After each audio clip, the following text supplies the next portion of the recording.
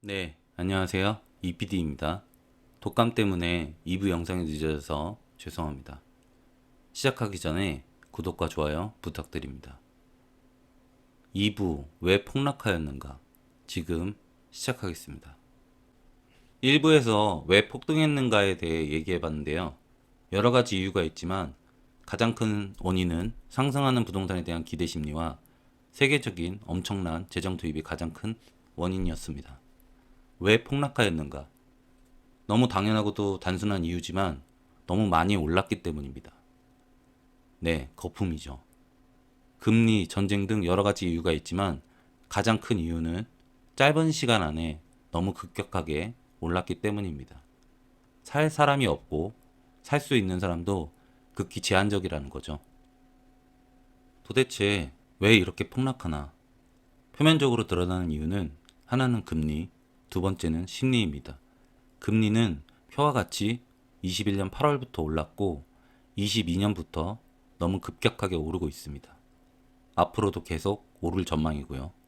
미 연준 제롬 파월 의장이 물가가 잡힐 때까지 올리겠다 했는데 지금 현재 수입 물가 빼고는 거의 모든 지표들이 오르고 있기 때문에 당분간 계속 상승할 것으로 예상됩니다. 수입 물가는 당연히 달러의 초강세 때문에 내린 것이죠. 금융 시스템 불안정성, 거시경제의 불안정 때문에 더 힘든 시기가 올 것으로 예상됩니다. 부동산 시장 거품, 버블이라고 하는데요. 버블은 언제 터질까요? 너무 급격하게 높이 올라가면 터집니다. 다른 의미의 풍선 효과도 있지만 이것도 일종의 풍선 효과입니다. 풍선이 너무 높이 올라가면 터집니다.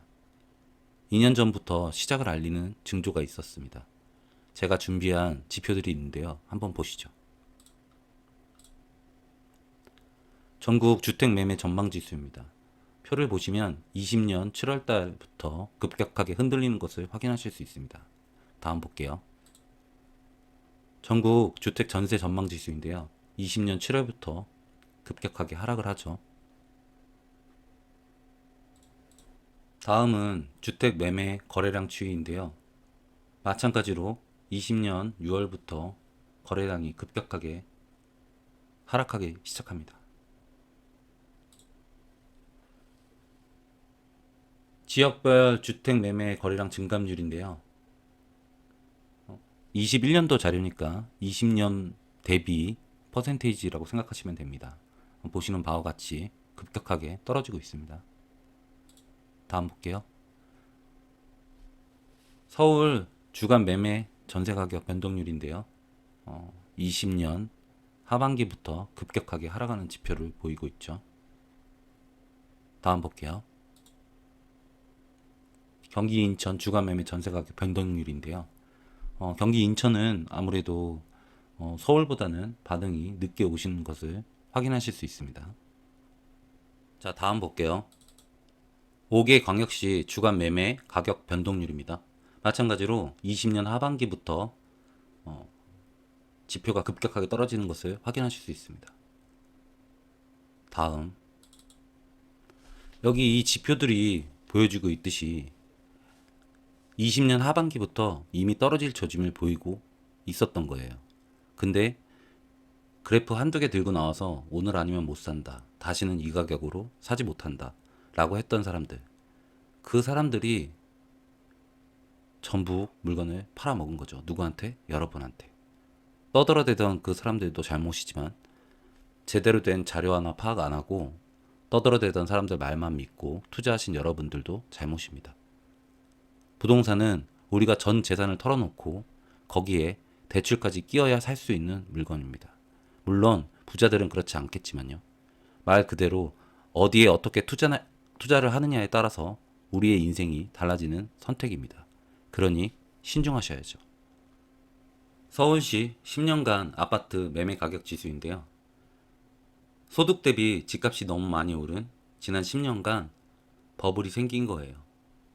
10년 전하고 소득은 이만큼 올랐는데 집값은 이렇게나 많이 오른 거죠. 3배를 넘어섰습니다. 양극화가 지속되면 사회가 유지될 수 없습니다. 끌어내리든지 터뜨리든지 해야죠. 다음 볼게요. 2020년 10월부터 현재까지 2년 동안 서울시 아파트 거래량인데요. 2020년 10월 달에 4,300건, 21년 10월 달에 2,000건으로 반토막이 났습니다. 지금 현재하고 비교하면 10분의 1이 된 거예요.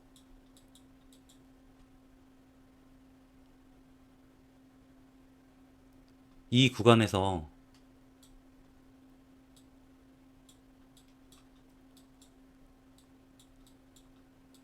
최고점에서 물량을 받아주는 사람들이 있었기 때문에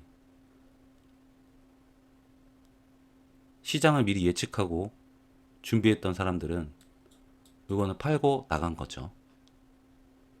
안타깝습니다. 다음 볼게요. 서울시 15년간 연도별 아파트 거래량이에요. 12년부터 급격하게 상승하기 시작합니다. 18년도에 정점을 찍고 떨어지죠. 코로나로 인해서 세계적인 재정이 풀리면서 다시 급등하죠. 여기가 최고점이었어요. 20년부터 거래량이 급격하게 떨어지기 시작합니다. 지금은 더 떨어졌죠.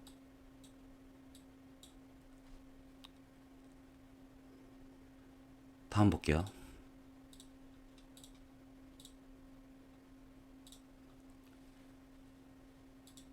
집값이 그렇게 급등하니까 20년도부터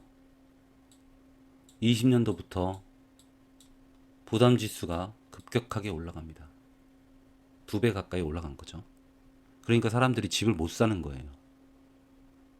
부담스러우니까.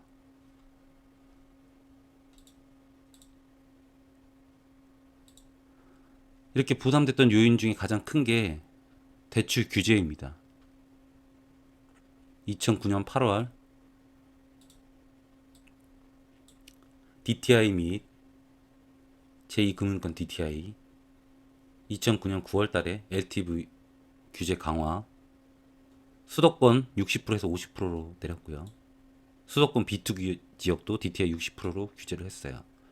그러니까 집값이 상승하다가 좀 눌리죠. 2010년 8월 규제 완화를 시작합니다. 강남 3구를 제외하고 전 지역의 DTI 규제를 은행권에 자율화를 줘요.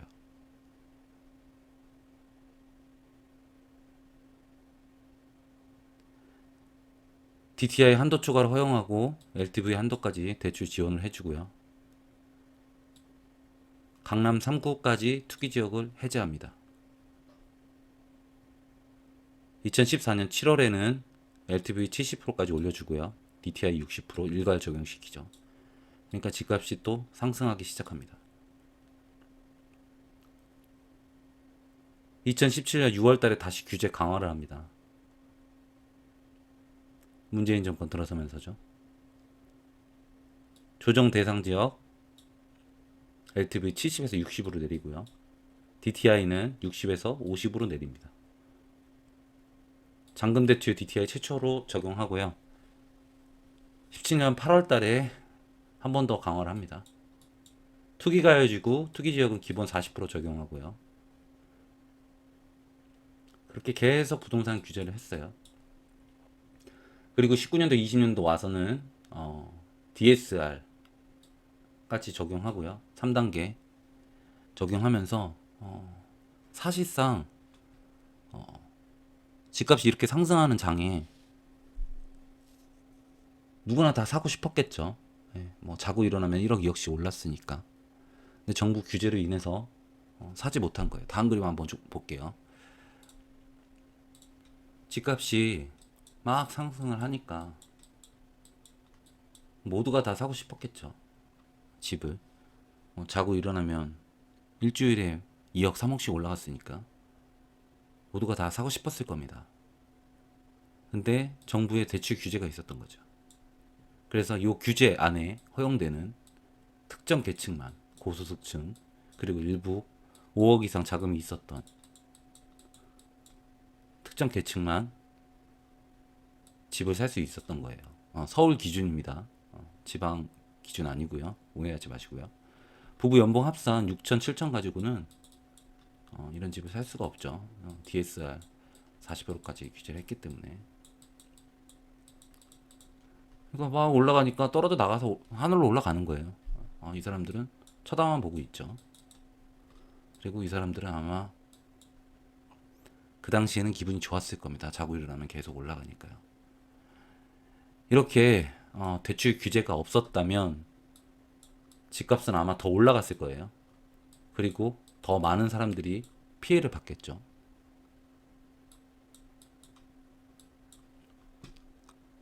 자, 어떻습니까, 여러분? 제가 봤을 때 정부에서 규제를 안 했으면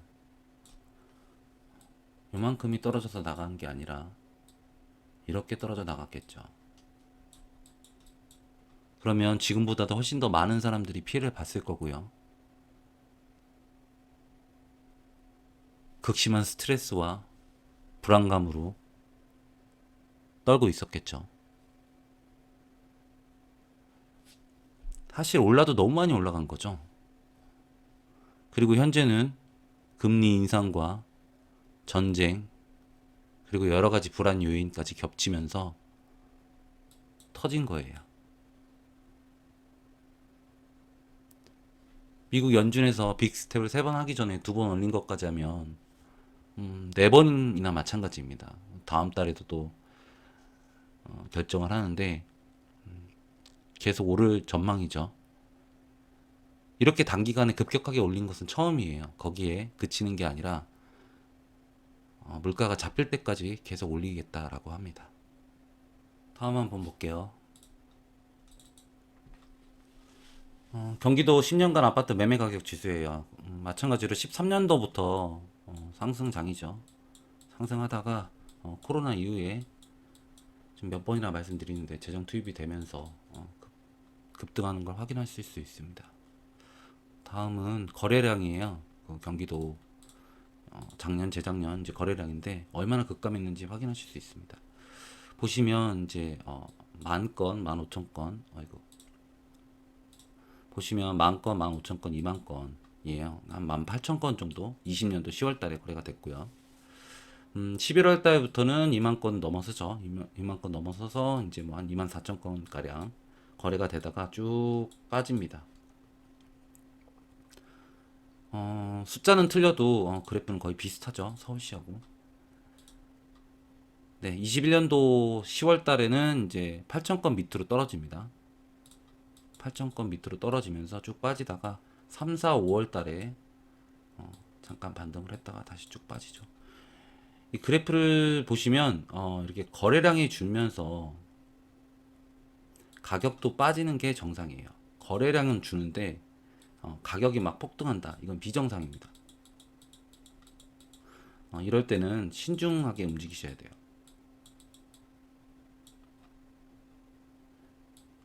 주식하고 비슷합니다. 거래량이 받쳐줘야 안정적인 시장이에요. 그러니까 거래량이 없는데 폭락한다, 폭등한다, 뭐 이런 거는 사실상 안정적이지 않은 시장의 상황입니다. 지금 거래량이 없는 상태에서 시장이 많이 빠지고 있는데요. 사실상 빠지고는 하락장인 건 확실하지만 정상적인 시장은 아니라는 얘기죠. 그러니까 어떻게 될지 모릅니다.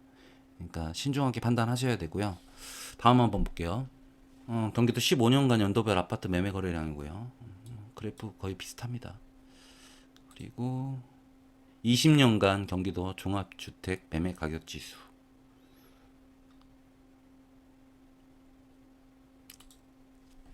전국 20년간 종합주택 매매 가격 지수.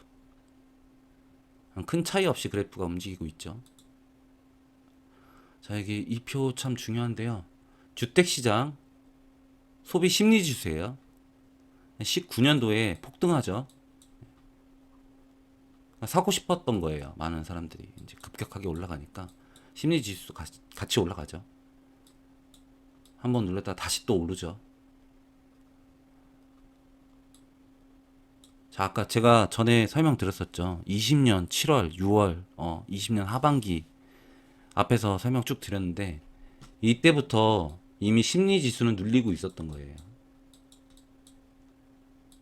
이때부터. 요 구간에서 많은 사람들의 운명이 갈라진 거죠. 그러니까 알고 있었던 사람들은 물건을 팔아 제낀 거고 아무것도 모르고 그냥 상승장이니까 나도 영혼까지 끌어모아서라도 집을 사놔야겠다라고 판단하신 분들은 이 지점에서 아파트를 사신 거죠. 주택을 사시거나. 그래서 저는 사실 뭐 유튜브나 방송 같은 거를 잘 안 하려고 했는데 너무 답답하고 안 된 마음이 들어서 시작을 하게 된 거예요. 알려드리고 싶어서. 그렇게 간단하게 보면 안 된다. 좀 더 신중하고 또 신중을 기해서 판단을 해야 되는 거다. 라는 거를 알려드리고 싶어서 유튜브를 찍게 됐습니다. 다음 한번 볼게요. 이거는 20년간 종합주택 매매 가격 지수인데요. 이거 뭐 설명드리려면 시간이 많이 소요되니까 이런 게 있다는 것만 알려드리고 넘어가겠습니다. 아파트 매매 가격 지수고요. 10년간 아파트 매매 가격 지수입니다. 10년간 단독주택 매매 가격 지수입니다. 최근 자료예요. KB 자료인데요. 전국 매매 가격 증감률, 전세 가격 증감률. 그 요즘 보니까 뭐 전세 가격을 봐야 된다 라고 하시는 분이 있는데 그거는 제가 판단했을 때는 일부입니다. 일부 이제 투자 목적으로 사시는 분들에 한해서 적용될 수 있는 거예요. 그러니까 전세랑 매매랑 같이 보시는데 이게 전세 그러니까 투자 목적으로 하시는 분이 갭 투자죠. 이제 전세를 끼고 매매를 하신 분들을 이제 갭 투자라고 하는데 갭 투자 뭐 20년, 19년, 20년에 이제 많이 증가했지만 많이 증가했다고 해서 전 시장 자체를 뭐 전세 위주로 봐야 된다라고 하는 거는 맞지 않죠. 이거는 일부분만 가지고 한쪽만 보고 얘기하는 거랑 마찬가지입니다. 전체를 보고 얘기해야지 일부만 가지고 보고 전세가 시장을 좌지우지한다 라고 말씀하시면 그거는 맞는 얘기가 아니에요. 상식적으로도 그렇잖아요. 그쵸? 주택 유형별 증감률 추이인데요. 20년도부터 빠지죠. 그러니까 지금 뭐 올해 뭐 들어갔고 매스컴이나 뭐 유튜브나 뭐 여기서 폭락한다 어쩐다 말이 많은데 사실상 20년부터 빠진 거예요. 뒷북치고 있는 거예요, 다. 2년 전부터 빠지고 있었던 겁니다. 그러니까 이렇게 공부를 하시고 자료도 좀 찾아보고 하셨으면 그렇게 고점에서 사진 않았겠죠. 이거 왜 빠지고 있지? 이상하다라고 의구심을 품으셨을 테니까. 마찬가지로 매수 우위 지수 추이인데요. 이거 보세요. 20년에 전세 수급 지수 추이고요. 매매 가격 전망 지수 추이입니다. KB가 자료를 참 잘 만들어 놨어요. 제가 링크를 보내드릴 테니까 들어가셔서 여러 가지 자료들을 참고하시고 공부하시면 많은 도움이 되실 거예요. 자, 다음 한번 볼게요. 금리는 부동산과 연관이 없다라고 하시는 분들 있죠. 일시적으로 금리가 오를 때 부동산 시장도 같이 오른 적이 있습니다. 그 일시적인 부분만 보고 부동산과 금리는 연관 없다고 하는데 그거 진짜 멍청한 소리입니다. 제정신이 아니에요. 제발 방송에 나와서 그런 소리 안 하셨으면 좋겠어요. 금리는 부동산을 포함한 모든 시장에 영향을 줍니다. 연준에서 인플레이션 잡겠다고 미친 듯이 금리를 올리는 것만 봐도 알 수 있고요. 부동산 시장도 지난 표에서 제가 설명드렸는데 어떤 식으로든 영향을 줍니다. 시장 상황에 따라서 반응이 단지 빠르고 느릴 뿐이에요. 이번에도 마찬가지입니다. 금리가 급격하게 올랐기 때문에 상승장이 멈춘 거고요. 매수 심리도 땅으로 떨어진 거예요. 여러분, 시장은 절대 단순하지 않습니다. 거미줄처럼 복잡하게 연관이 돼 있어요. 그래프 한두 개 들고 나와서 떠들어대는 사람들 말은 믿으시면 안 됩니다. 어떻게 이렇게 복잡한 시장을 차트 한두 개 들고 나와갖고 그 다음에 오를지 내릴지 예상하는 것 자체가 말이 안 되지 않습니까? 상식적으로도 그렇고요. 제가 시간상 모든 그래프를 자세히 설명드리지는 못하지만 그래프만 유심히 보셔도 그냥 육안상으로 이해하실 수 있는 것들이기 때문이에요.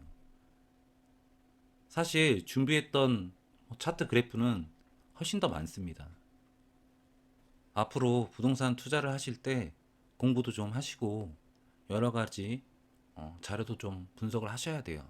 그런 방법들은 제가 하나하나씩 짚어드리고 알려드리도록 하겠습니다. 궁금하신 거 있으시면 댓글이나 이메일로 물어보시고요. 되도록 성심성의껏 답변해 드리도록 하겠습니다.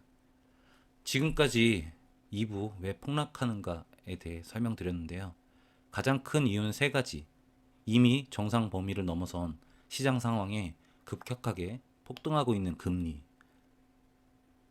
전쟁이나 기타 리스크, 그로 인한 물가 폭등, 전 세계 거시경제 불안정성 때문에 움츠려든 심리, 그리고 현재 시장에 물건들을 살 수 있는 사람들이 극히 일부, 제한적이기 때문에 물건을 받아줄 수 있는 사람들이 없다는 것입니다. 사고 싶었지만 살 수 없었던 사람들이 아직까지도 사지 않는 거죠. 살 수 없는 것이기도 하고요. 시장이 오르고 떨어질 때 물건을 받아줘야 가격 형성이 안정적인데 현재는 거래량이 없죠. 이유는 급격한 하락장이기도 하고 불안 요인이 너무 많기 때문입니다. 자, 여기까지 2부 왜 폭락하는가 였습니다. 다음 시간에는 모두가 궁금해하시는 폭락의 끝은 어디인가에 대해서 설명드릴 거니까 많은 시청 부탁드립니다.